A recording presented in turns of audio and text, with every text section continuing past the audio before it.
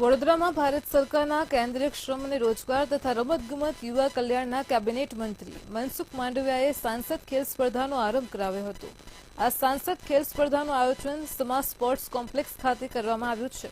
9 ડિસેમ્બરથી 12 December યોજાનારી સ્પર્ધામાં kho kho, kabaddi, table tennis, football, યોગાસન, કરાટે જેવી વિવિધ સ્પર્ધાનું આયોજન કરાયું છે।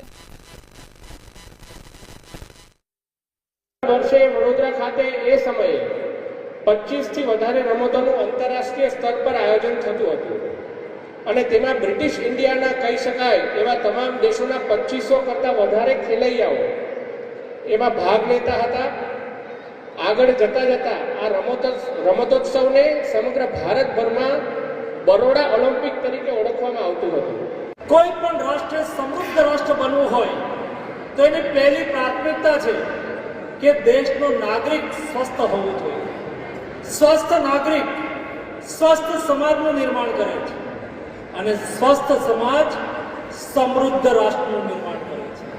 સમૃદ્ધ રાષ્ટ્રની કલ્પનાની સાથે આપણે સ્વાસ્થ્યને જોડીએ છીએ અને સ્વાસ્થ્યને આપણે રમતગમતની સાથે જોડીએ છીએ અને રમતગમત સ્પોર્ટ્સ એ આપણા સ્વભાવ છે।